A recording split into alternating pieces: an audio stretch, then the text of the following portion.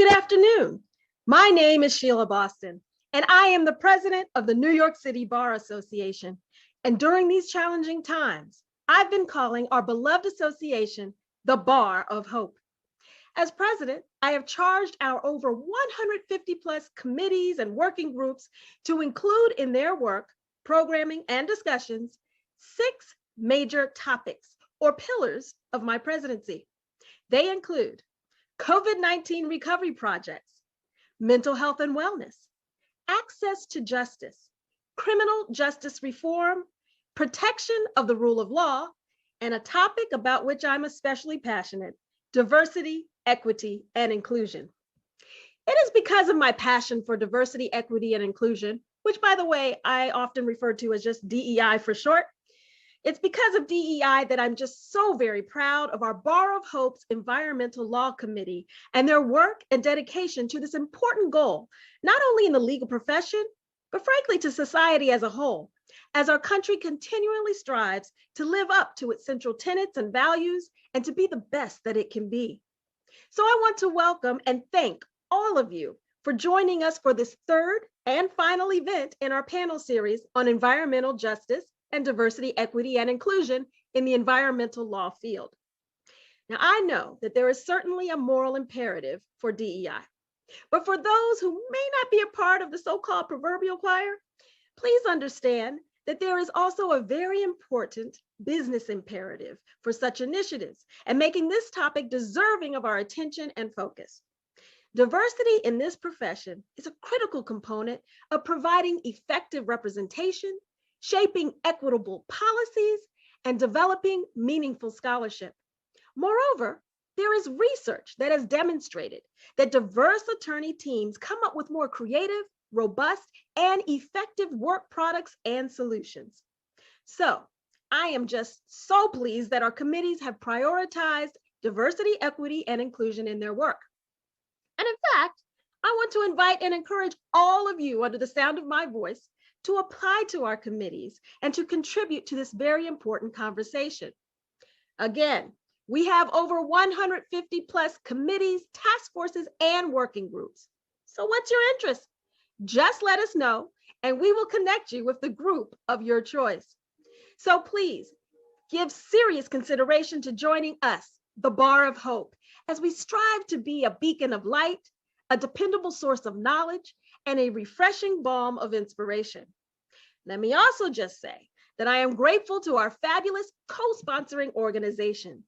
Many thanks to Green 2.0, the State Energy and Environmental Impact Center at NYU Law School, the Institute for Policy Integrity, the Sabin Center for Climate Change Law, and the Center for Diversity, Inclusion, and Belonging at NYU Law School. Thanks to all of you for helping us to organize this wonderful event. In fact, together, we have had 2 previous events in this series, and I'd like to highly recommend the recordings of them to all of you. In January, we kicked off the series with Congresswoman Yvette Clarke, who spoke with us about the importance of improving DEI in this profession. We were also joined by DEI experts from Earth Justice and Beverage and Diamond, as well as Professor Stephanie Johnson and Andres Jimenez from Green 2.0, who spoke about steps already being taken to improve diversity, equity, and inclusion in environmental law and the work that still needs to be done. Back in March, we heard from 5 inspiring Black, Indigenous, and persons of color attorneys discussing the highlights and challenges of their very exciting careers in environmental law, both in the public and private sectors. By the way, I said back in March, that was just a month ago, but time is just flying. But in any event, here we are today in April, and we will be discussing an important current environmental justice challenge, the implementation of the equity provisions in New York State's Climate Leadership and Community Protection Act. Environmental justice and equity concerns are central to every environmental matter, and thus to a career in environmental law. We have esteemed panelists from the environmental justice community and government, all here to discuss their work on implementing this law. I'm thrilled that they have joined us to speak on these topics for the event. So now, without further ado, I will turn it over the virtual stage to Bethany Davis Knoll co-chair of the Environmental Law Committee of the New York City Bar, AKA the Bar of Hope, and she will give you the roadmap for our time together today. Thank you and take care. Thank you so much, Sheila, for that wonderful introduction and for the support you've shown to these efforts as the City Bar's president. We're so grateful to you for your leadership. My name is Bethany Davis Knoll. I'm co-chair of the Bar's Environmental Law Committee, along with Margaret Berry, and I'm executive director of the State Energy and Environmental Impact Center at NYU School of Law. I'm going to give a brief roadmap for us today and then turn it over to Hillary Aidun, Climate Law Fellow at the Sabin Center for Climate Change Law and a fabulous member of our Environmental Law Committee, to provide a bit of substantive background that we'll need for this discussion today. After Hillary, we'll turn it over to Dana Johnson, the Director of the Federal Policy Office at We Act for Environmental Justice and a board member of Green 2.0, to be our moderator. Dana Johnson is a seasoned leader with experience working internally and externally to achieve the diversity, equity, and justice goals of an organization. She has expertise in conceptualizing strategic initiatives and turning them into executable and measurable operating plans. Currently, she serves as director of the Federal Policy Office at We Act for Environmental Justice and is at Green 2.0 as the board member. Dana will moderate a discussion with our 4 fabulous panelists who will also give you more background on themselves shortly. I'll just briefly introduce them. Annel Hernandez, Associate Director of the New York City Environmental Justice Alliance, Raya Salter, a member of the New York State Climate Action Council, Christopher Cole, Project Manager at NYSERDA, and Jared Snyder, Deputy Commissioner for Air Resources, Climate Change, and Energy at the Department of Environmental Conservation. We're so grateful to have you all here today. And for our audience, we will have the Q&A portion open for your questions. So please submit them as we go, and we will have time at the end of the panel for a moderated question and answer session. And now I will turn it over to Hillary to provide a short background on the statute that we're going to talk about today. Thank you. So I'm going to share my screen so that you all can see a couple of slides. And I'm just going to give a very quick and high-level overview of what the Climate Leadership and Community Protection Act, or CLCPA, requires to provide some background for today's discussion. So the CLCPA sets very ambitious requirements for the state to reduce greenhouse gas emissions and scale up renewable energy capacity, including a requirement that by 2040, 100% of our electricity come from zero-emission sources, and that by 2050, the state has reduced greenhouse gas emissions 85% from 1990 levels. And the goal is to achieve net zero emissions by that date. The Act also provides requirements for scaling up renewable energy capacity, including specific targets for solar and offshore wind energy. There are many state agencies and entities that are responsible for implementing the CLCPA. I've just pulled out a couple of the key entities that we'll be discussing today. The Climate Action Council is a new body created by the law, and it has representatives from the state government, as well as civil society and industry. And the Climate Action Council is responsible for developing a scoping plan with recommendations for the state to achieve those greenhouse gas reduction requirements, focusing on key sectors in the New York State economy. The Climate Action Council is advised by a number of advisory panels, each of which focuses on one of those key sectors. For example, electricity generation, transportation, etc. The Department of Environmental Conservation is, of course, an existing state agency. Among other things, under the CLCPA, it has issued regulations to put into effect those greenhouse gas reduction requirements put forth by the law. The New York State Energy Research and Development Authority, or NYSERDA, has a number of roles, including collaborating with other agencies to meet those renewable energy targets, as well as the equity goals that we'll be discussing today. And finally, the Climate Justice Working Group is another new entity created by the law that has representatives from the state government, as well as from affected communities. And the Climate Justice Working Group has a key role to play, again, in achieving those equity goals that we'll be discussing today, including serving a role in identifying disadvantaged communities. And these are communities that have historically been overburdened by pollution and where populations meet certain socioeconomic criteria or where people have historically faced discrimination on the basis of race. And the Climate Justice Working Group is responsible for establishing criteria that will be used to identify those communities. The CLCPA has a number of provisions aimed at achieving equity. This is not an exhaustive list, but I've pulled out some of the key provisions here. The first is the investment mandate, which is a requirement that 35% of the benefits of spending on energy efficiency and clean energy programs go to those disadvantaged communities that I mentioned earlier. And the goal is that 40% of those benefits go to those communities. The CLCPA also prohibits state agencies from making decisions such as a permitting decision that would disproportionately burden disadvantaged communities.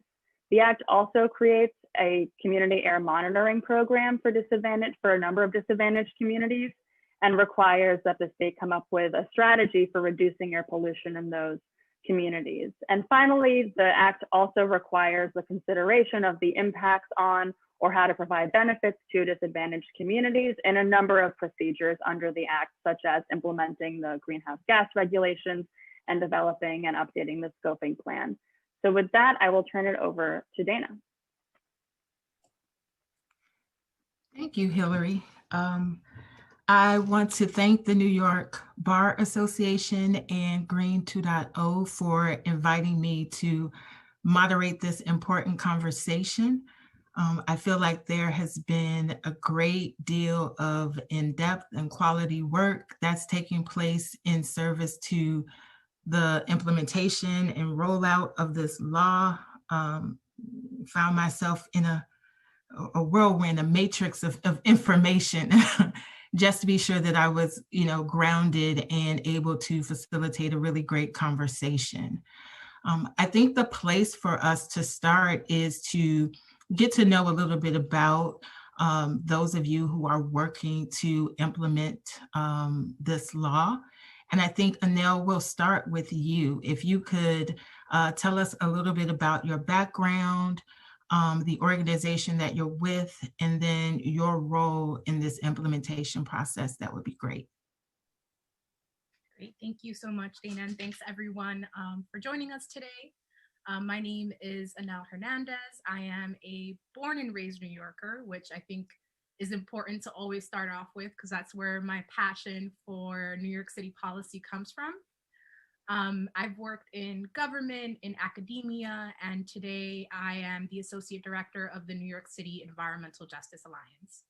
And we are a network of community-based organizations representing low-income and communities of color across New York City. And we bring together the goals, the priorities, the visions of all of our members to the city and statewide policy tables to ensure that we are working toward environmental justice and climate justice in our communities. Not just fighting against the environmental burdens that we face from a legacy of polluting infrastructure clustered in our communities, but also making sure that we're leading in the environmental and climate solutions that we need. And I'll definitely talk more about it, but we worked alongside the New York Renews Coalition, so many groups statewide for years to pass the Climate Leadership and Community Protection Act. And we're very proud for New York State to be the leader in the nation, not just in terms of aggressive climate targets, but in terms of centering equity in the legislation. And we're also very involved in the implementation of the CLCPA. My colleagues and I sit in many of the Climate Action Council advisory panels and other working groups that have been established. And we're working very diligently to ensure that all of our environmental justice priorities are incorporated into that process. Thanks, Annel. Christopher, we'll go to you. Hi, everyone. Thanks, Dana. So, hi, I'm Chris Cole. I'm with NYSERDA, and I've been with NYSERDA for over 10 years now.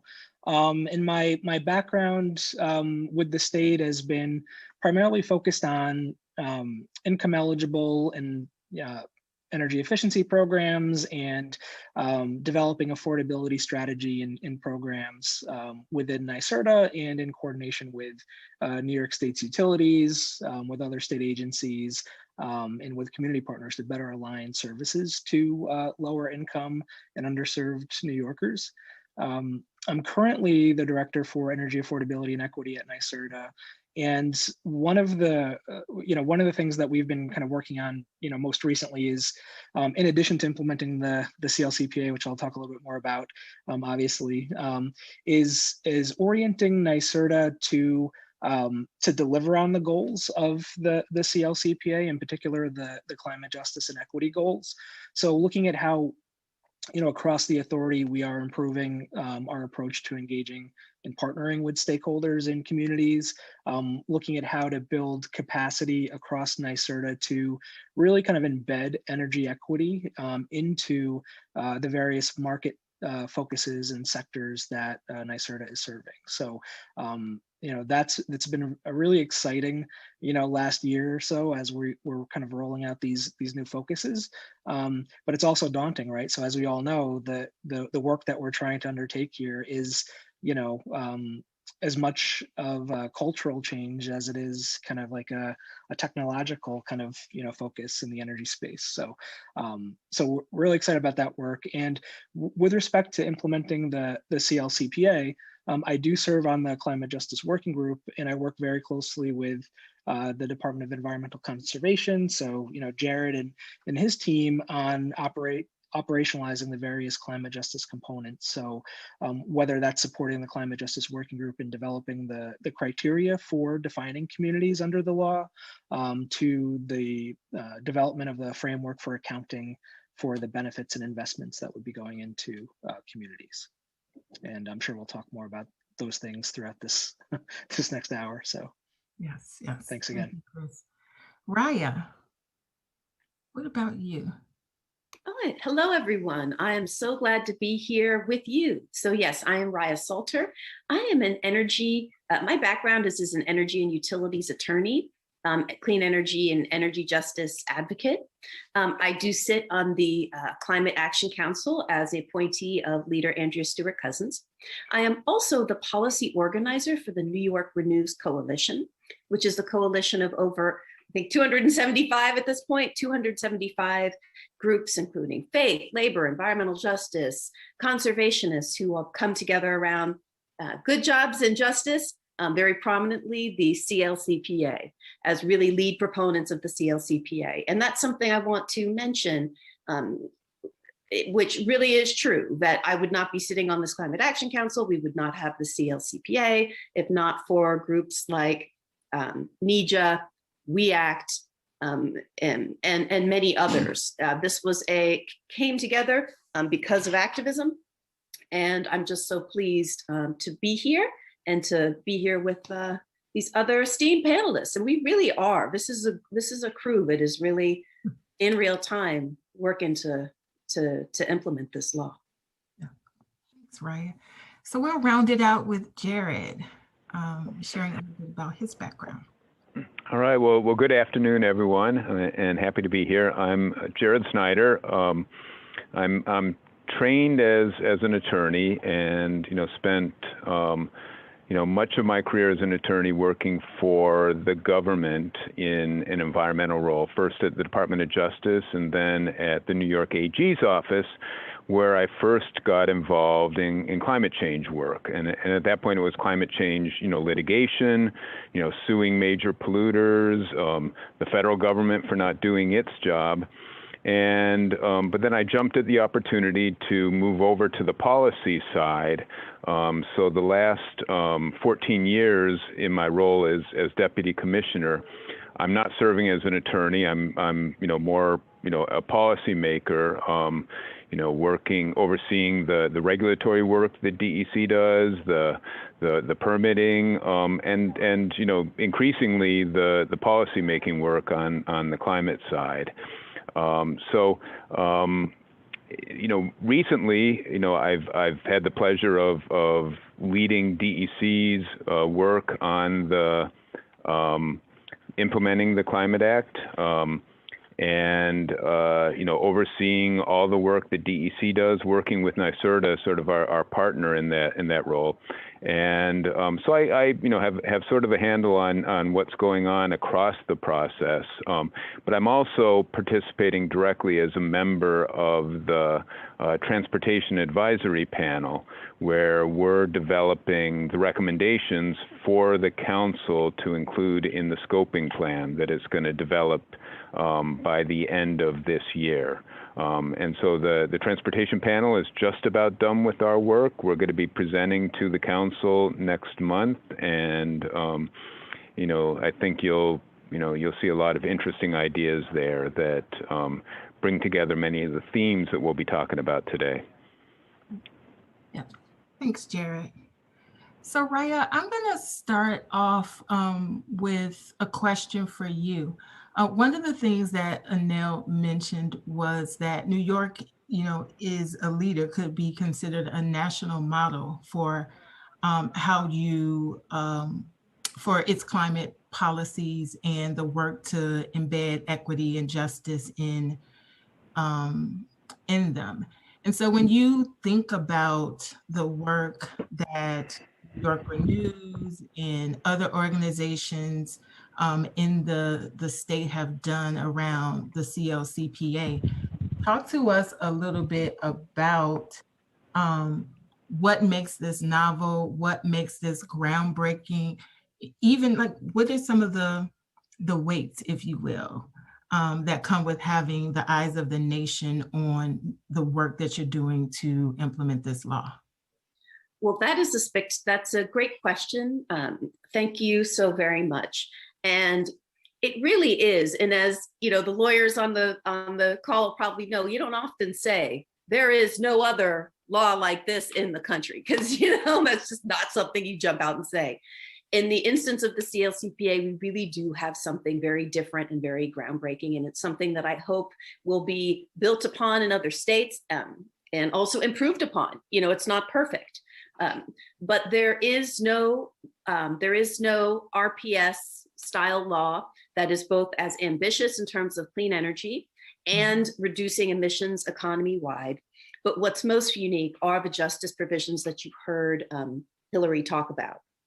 That all state decisions need to consider several things, including GHG emissions, but also that there be no disproportionate burden to disadvantaged communities, which is a term in the statute, that at all times early action be taken to prioritize emissions and co-pollutant reductions in disadvantaged communities. That is getting at, as decisions are made, environmental justice, and in particular that co-pollutants piece.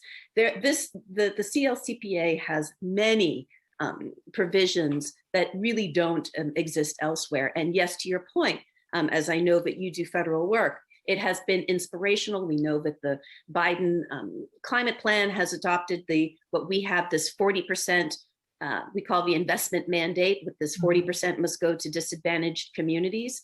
And we say that's a ceiling and not that's a floor and not a ceiling. We're not trying to say that that's enough and that's the only thing that should be done. But yes, and also, the same folks at the federal level are looking at New York in terms of how are we going to come up with this criteria in this climate justice working group. So that it is a lot.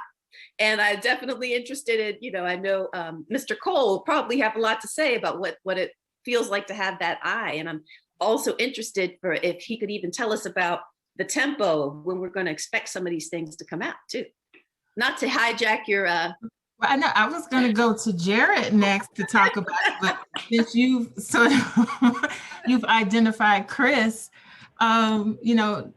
Jared, Chris, what's your reaction to, as Raya mentioned, we have this federal Justice 40 initiative that really looks reflective of what you guys are working on here in New York.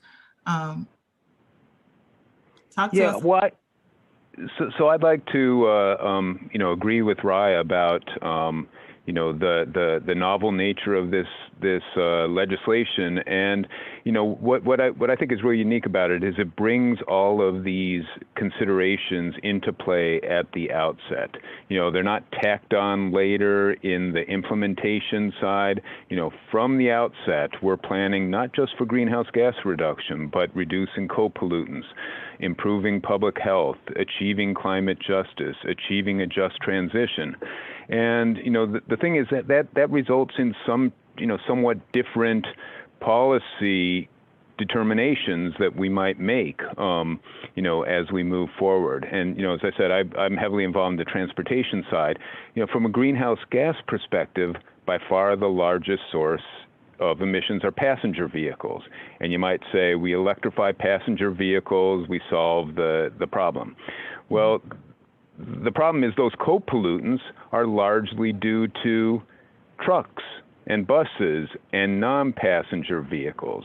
And so to provide the public health benefits, particularly in the disadvantaged communities that are overburdened by truck traffic, we need to focus on that area even more intensively than on passenger vehicles. We really need to do both, but it sort of moves the policymaking priority over to the trucks and those polluting sources.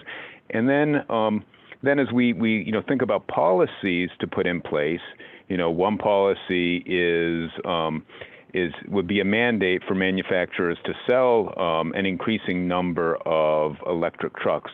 But then how do we make sure that those trucks are deployed in the areas where they provide the most benefit? So that's, we're thinking about, what kind of incentives can we put into place to make sure that, those trucks are deployed in the communities that might have, port facilities near them, food warehouses, the like, where there's a lot of truck traffic and significant pollution impacts from that traffic. So that's just an example of the way these pieces come together. And each of the advisory panels have, as Annel mentioned, representation of environmental justice communities on the advisory panels that are supporting that kind of policy making, from the outset, and we're also engaging in the climate justice working group. So it results, I think, in a much more holistic approach to policy making than if we were just focused on greenhouse gas emissions. Chris, were you? Yeah, if you wanted me to respond to Raya's one of her questions now. I know we'll talk more about it throughout the conversation, but the question of defining communities that under the law, which is what the climate justice working group is primarily focused on right now. It's a daunting task. So we're currently looking at having a set of draft criteria ready at the end of May. We've gone through a lot of different iterations of kind of data assessment and analysis with the working group, and so we're really pushing to get a set of criteria ready for public comment at the end of May. So in the law, we are required to hold at least 6 public statement hearings on the draft criteria. And also post the draft criteria for public comment. And I think it needs to be up for public comment for at least 120 days. So we're really feeling the pressure. So back to the question of what does it feel like to have all of the eyes on New York, as it relates to this specific work. I think the working group, in total, is, not to speak for everyone, but is kind of feeling the pressure to kind of get a set of credible criteria, kind of established, so that way we can, kind of continue the process and, really get to the ability to kind of track and account for benefits going into those communities. And so we can talk a little bit more about some of the challenges, throughout the conversation, but So we're looking at, like I said, hopefully in, end of May, a set of draft criteria, and then, playing out the public comment process and kind of the, the regulatory process that we have to follow, looking at a final set of criteria later this year. So we're looking at probably later Q3. There. Yep. Okay. So then I want to jump to Annel. We had Jared and Chris both talk to us about processes. And, we both come from and represent environmental justice communities. And at the core of our work is ensuring that folks in our communities are at the table and participating in the decision-making process.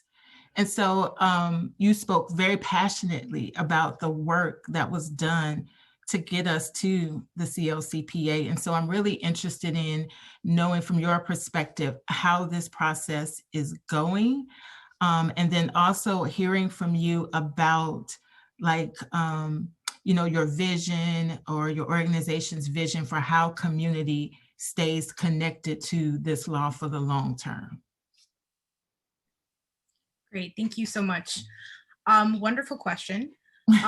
As I mentioned, my organization is really involved in the Climate Action Council advisory panel implementation process, which has been a very time-consuming, very intensive process, as it should be.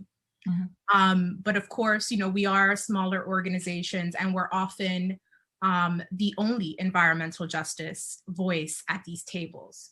So while we have made substantive progress, I think that there's still a lot of work to be done to ensure that we really have enough environmental justice voices at the table across all of these different sectors, across all of these different planning processes and proceedings, because they are endless. Even as we're working on, the scoping plan, there's other things on the ground that are already happening. And environmental justice communities have to be engaged in both of those things. While I sit on the power generation advisory panel thinking about, being forward thinking and thinking how we shift things in the long term, there's also local battles that we're fighting right now where power plants are trying to repower in our communities. And we have to fight that through organizing, through research, through legal means. And so there's a lot to be done. And then on bringing in, community residents, families, there has to be a better accessibility of the suite of energy efficiency or clean energy solar programs that are available. There has to be more awareness and education about how these programs work, how you can sign up, what the benefits are. There's a lot of work to be done there. And, with NYSERDA, of course, they have a lot of different programming. A lot of it is great, but there's always room for improvement. And we work very closely with NYSERDA to ensure that they are listening to environmental justice perspectives and thinking about how we design these programs to work better. Sometimes there's a program in place that is not even being accessed. And that's because the program needs to, is not designed appropriately. And so how do we work to fix that? And just one example is in thinking about community solar projects, for example, before we start thinking about building it or, pre-development costs, we have to fund the planning that, the community energy planning that goes into understanding what are the needs of the communities, what are the opportunities and spaces in the community where we can build this type of infrastructure. So I'll stop there. I feel like I threw a lot into the conversation. So then, Chris, I'd be interested in your response to that question. I think earlier you described it as a culture change. And so when you think about, as Annel has described, the sort of building while you fly, there's a whole of government approach in New York to how this process will be built out and how it will be implemented, how it will be measured. What are some of the things that you are thinking about in the right now and in the future from a government perspective with regard to how the process is going. Yeah, and I would second everything that Annel, has said. I mean, one of the things that, in my role within NYSERDA, we're constantly kind of trying to do is kind of raise the awareness that, when we're developing initiatives and designing programs, we really need to figure out, how best to incorporate kind of voices from the community at the beginning of the process, right? So kind of thinking about, how to best do that is always the challenge. Given kind of, many of our environmental justice colleagues or, other CBOs that are kind of working across the state, definitely have limited, bandwidth and resources, as Annel said, or, kind of working on multiple issues. So, just thinking about how we can better kind of streamline engagement processes and, make sure that it's clear kind of what it is that is on the agenda and what we're trying to do kind of as, state entities, and try to synchronize kind of our view and kind of what's on the agenda with, kind of what our partners in the community are kind of dealing with, and trying to find the right, way to balance the communications and the feedback. We're guilty of, going out to, multiple stakeholder groups, and really kind of asking for feedback because we're ready to design a program. We want to roll it out, and we want that feedback to roll the program out without, kind of really thinking about the ability for the group to, to provide, the input that will actually be necessary to make sure that the initiative is effective. So, from kind of speaking from the NYSERDA, point of view, we're kind of thinking about, going forward, how to kind of, build capacity within organizations to better engage with the state. So whether that's supporting kind of engagement in public processes or kind of offsetting the costs of doing that. So that's one big area. And then also kind of, trying to streamline to the extent we can what the public comment process or the regulatory kind of process, really is. I think, education is going to be a big part of, making sure we have all the voices at the table so they understand kind of, what the process looks like and where the right opportunities are to engage. So that's going to be a big priority for us moving forward. In terms of like the right now, and the Climate Justice Working Group is kind of thinking through this at the moment, as we're planning for public input sessions on the draft criteria for communities. We're thinking that before we even get to kind of asking for feedback on whether this criteria makes sense or not, there needs to be some sort of education or at least, discussion about, what got us here, what we're actually trying to do, and, provide a little more context. So that way, if we're talking about residents or, organizations who may not have been involved, kind of in this work, to date, we can kind of get them in the right mindset to provide the input that'll be necessary. So I'll stop there. I don't know if Jared has anything he would add from the DEC perspective.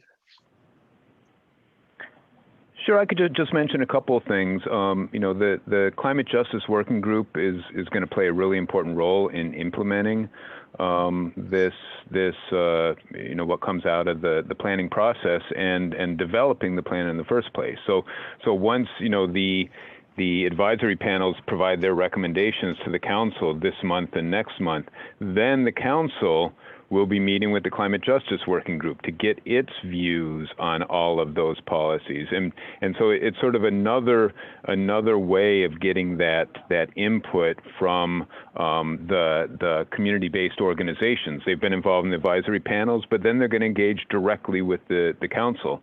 And then there's going to be a number of opportunities further along in the process. So DEC is required to do community air monitoring and to identify, areas of hotspots, areas that may be overburdened by air pollution. We will be doing that in collaboration with the Climate Justice Working Group and community-based organizations on the ground. We're monitoring in these communities. organizations like Annel's organization have their own expertise in air monitoring. So we'll take advantage of that as we develop those strategies, and then put together the strategies to mitigate what we identify. So I think that this really engagement with the communities is going to permeate the implementation of this process and these recommendations for a number of years to come, as we build this low carbon and low pollution future for New York State, where we all benefit from the transition that takes place. So Raya, I'm interested in sort of rounding out this piece with your thought and insight. When you think about this process of bringing multi-stakeholder groups together to create something, what are some of the challenges that you see coming up in terms of the process, but also as, like Chris identified a couple of things that maybe need to be focused on in the future that need to be maybe in a parking lot someplace, but we know we'll need to address them at some point? Thank you so much for this question. And I might step back to, I'd encourage us to parking lot, bike rack. I would love to see this piece about cultural change, public education, popular education, engagement on these issues, come from the bike rack to front and center.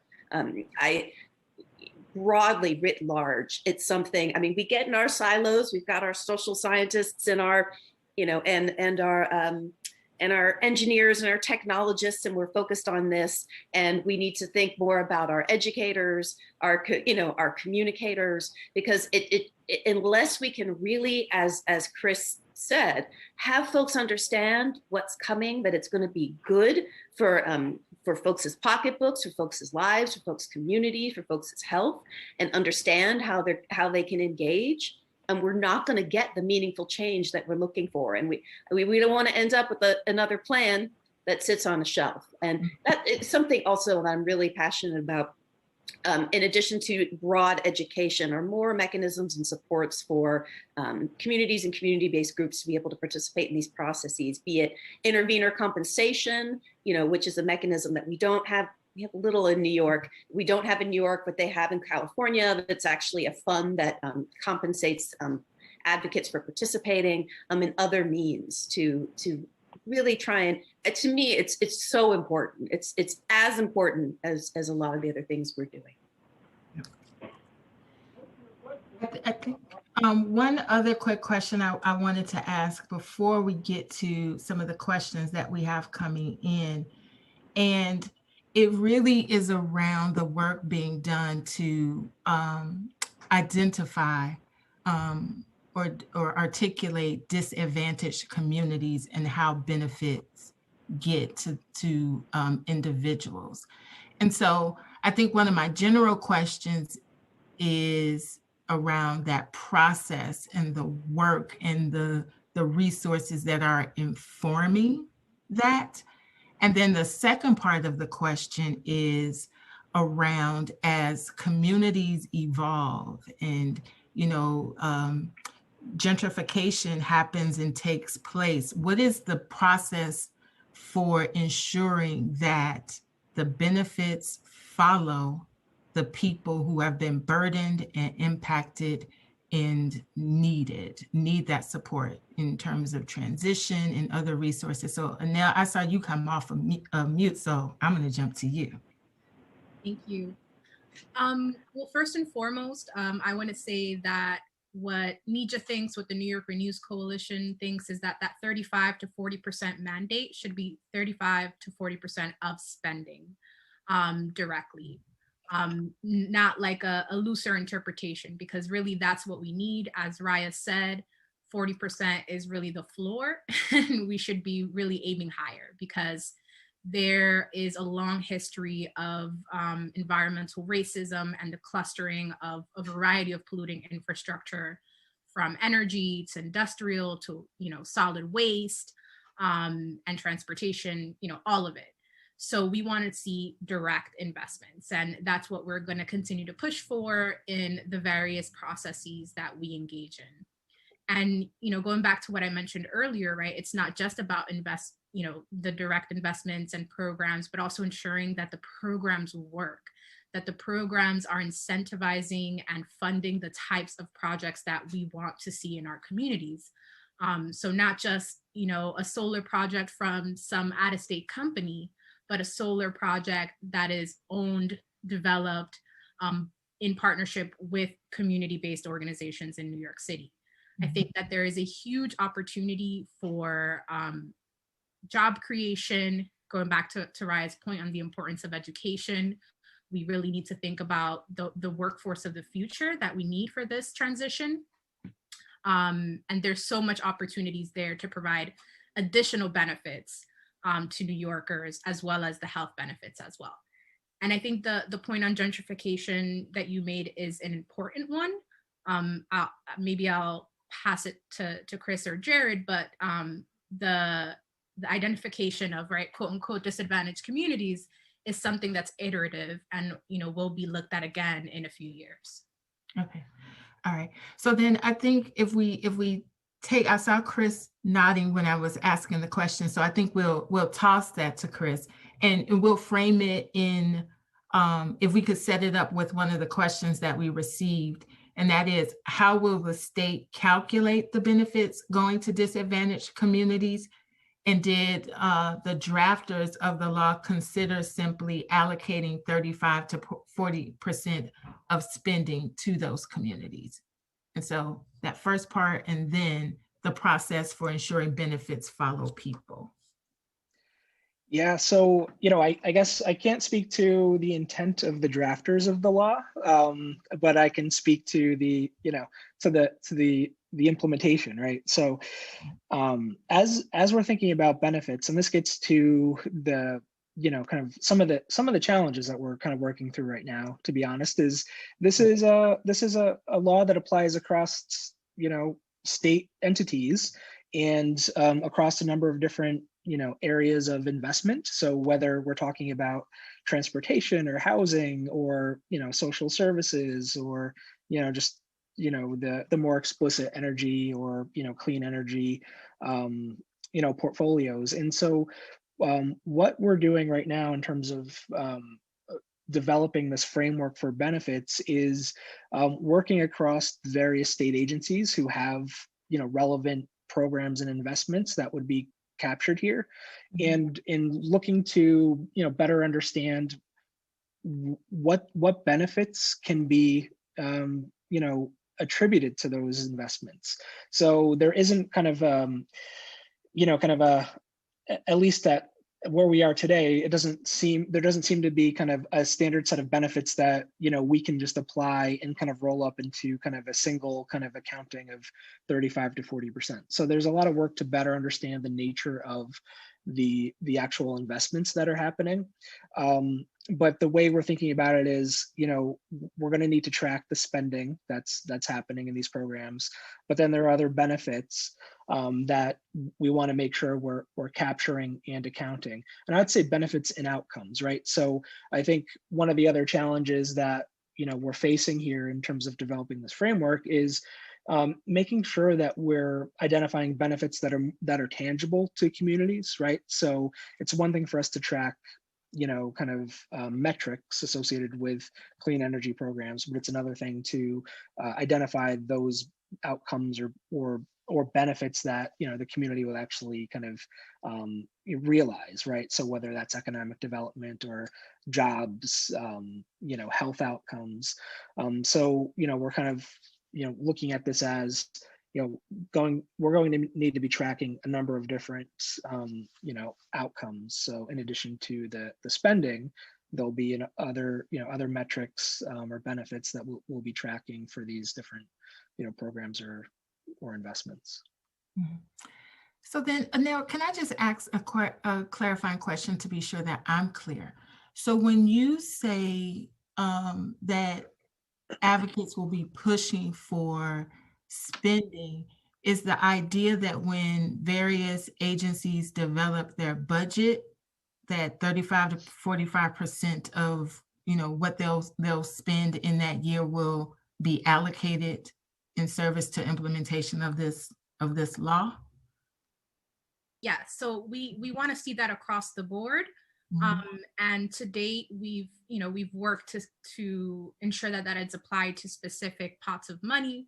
Just as an example, with the revenue from the Regional Greenhouse Gas Initiative, or RGGI, we wanted to ensure that the 40% was applied to that, and NYSERDA agreed to that, to ensure that 40% of those funds are allocated toward frontline communities.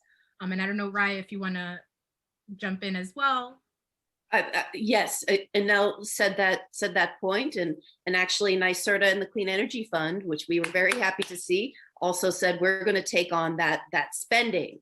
And so I also want to say, absolutely, the drafters of the law wanted to see spending. And the last thing I'll add is that it's another piece that I think on the federal level, folks are really hungry for information about this benefits piece. And I know what New Yorker News has suggested, and Chris alluded to, that step one is really getting a full, deep understanding of the spending that you're doing already, and what those outcomes are, so you can figure out where pivots or enhancements can be from that portfolio level, but also that overarching level, because like I said, may not all just bubble up. So then, Jared, I'm going to direct our next question to you. Is the state also working to ensure that members of underserved communities have opportunities to actively participate in clean, quotation mark, energy and energy efficiency programs via training and job creation? That might not be in your wheelhouse, but. No, I think that's probably more in Chris's wheelhouse, who actually implements those programs. Yeah. So I'm happy to turn it over to Chris. Yeah, so, we're across the portfolio that NYSERDA is administering, we're looking at opportunities for incorporating requirements to hire, individuals from priority populations, which is, the term that we use to identify kind of a group of workers that kind of meet certain characteristics that we would kind of want to prioritize for hiring. So whether they're kind of, unemployed, underemployed, from an environmental justice community, so on and so forth. And then, on top of that, we do have, $100 million or so, don't quote me on the exact budget, but over the next, for the last few years going through 2025, dedicated to providing workforce development and training opportunities, and with priority for, the priority population. So, with those funds, we do things like pay for on-the-job training, apprenticeships. So like the NYSERDA will offset, up to half of the wages for individuals hired through these initiatives as a way to kind of encourage employers to kind of, take them on. And then obviously, as we kind of continue to develop the clean energy portfolio and kind of evolve approaches to benefit disadvantaged communities, we want to look for ways to better incorporate kind of those requirements. So, hey, if you're going to do business with the state or with NYSERDA, we want to make sure that we're seeing hiring, from, these communities. We want to see a certain level of MWBE, contracting happening. So those are all things that, as of the last year or so, we've really been kind of digging into as NYSERDA to figure out how we can, better kind of advance kind of, diversity and inclusion in the clean energy economy. And then obviously also deliver those, workforce training and job opportunities to communities. All right. I know we're running out of time. We have two more questions that I want to present to the panel. The first is, can you provide additional examples of community needs that might be overlooked without having meaningful community input from the very start? Who wants to to jump in. I can give, two examples. I think, right, when it comes to energy efficiency, making sure that we're creating accessible programs for low-income renters, low to moderate income homeowners, to be able to encourage them to do the necessary energy efficiency interventions and or electrification in their homes. So I think that that's critical. And I think there needs to be an expansion and greater messaging around the existing utility bill assistance programs that are out there, that a lot of folks in New York don't even know that they're eligible for, but that can help them deal with the energy burden that they may be experiencing, particularly during this pandemic that we're dealing with. Right. Gotcha. One other question is, can you share more about the process for establishing criteria for identifying disadvantaged communities? And in particular, is the Climate Justice Working Group using census tracts? And if so, do you have concerns about the use of that data? I actually think that's an excellent question, considering the census was conducted during the pandemic. And I'm not sure if we fully captured everyone in communities, but that's a whole other panel conversation. So are the census tracts being used in sort of articulating how resources will be deployed, and are there any concerns coming up around that data? So I'll try to keep this to a couple of minutes response, because there's a lot, I think behind that question, which kind of gets to some of the challenges that the working group has had in kind of landing on a set of criteria, right? So we started the process by identifying indicators of, conditions or issues within communities as outlined by the parameters in the law that, Hillary mentioned earlier, to understand from the community, from the community representatives that are on the Climate Justice Working Group, like what makes the most sense in terms of criteria or indicators. And we wound up with 140 indicators that are a number of different data sets that kind of range from kind of socioeconomic indicators to kind of environmental or health. And the challenge that we're working through now is kind of down selecting those 130 something indicators and really starting to pay more attention to the quality of the data, right? So at a high level, we're looking at census block groups as a way to kind of set the geographic parameters for what a community, for the boundaries of the community. But what's most important, and what has been, requiring the greatest kind of scrutiny by the working group is the additional data sets that we would layer on top of those, census block groups in order to, kind of elevate those communities that are kind of most in need.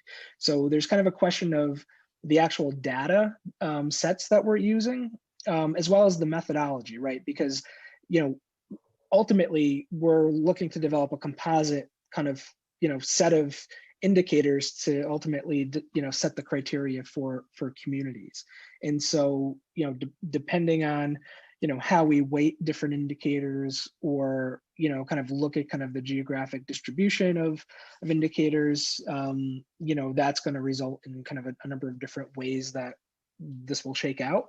And we also have a number of, active conversations about, making sure that there's rural, kind of indicators. So if we use kind of census data and we look at kind of, communities with kind of the highest kind of population characteristics or greatest density of issue, it usually kind of shifts us to downstate New York. Whereas we do have a number of kind of rural and upstate groups that are on the climate justice working group. We want to make sure we're also kind of considering that. So we're kind of trying to balance kind of all of those considerations with the data. So, I mean, so I would say from the working group's perspective, it isn't so much the fact that we'd use census tracts as, kind of the other indicators or data sets that we would be kind of layering on top of the census block groups in order to kind of get the set of criteria that we would kind of go forward with. I hope that's clear. I know I can get into the weeds pretty quickly. Yeah. So it's 1:29, and I feel like I have at least 3 more questions that I didn't even get to, but I want to just 10 seconds, if possible, if you have a closing thought in relation to our conversation. Jared, we'll start with you. Sorry, I took half the 10 seconds to unmute. So, I think, we're at a really exciting time, a lot of change in Washington, Dana, that you're intimately involved with. And, it's great that we're in the process of implementing this law, showing, a new way of doing environmental policy making that really considers all these social justice principles as well, and provide an example for other states and the federal government.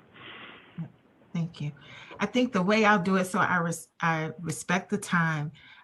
If I could just have one of our advocates provide 10 seconds.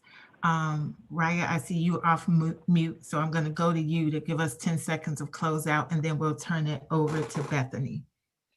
Join us. Jump in with what New York News is doing. Sign up. Get the emails from the Climate Action Council. Check out NEJA. Check out WEAC. Thank you so much. Bethany. Thank you, Dana, so much for that able moderation. That was great. And I really want to thank our panelists for being here today for that incredibly interesting discussion. I appreciate your willingness to share your work with us and more about your experiences. I know I learned a lot, and I know our audience learned a lot. At the bar and at NYU, we're really looking forward to continuing to support this work. So thank you, everybody, for being here, and I hope you all have a great rest of your day. Thanks, everyone. Thank you. Thank you.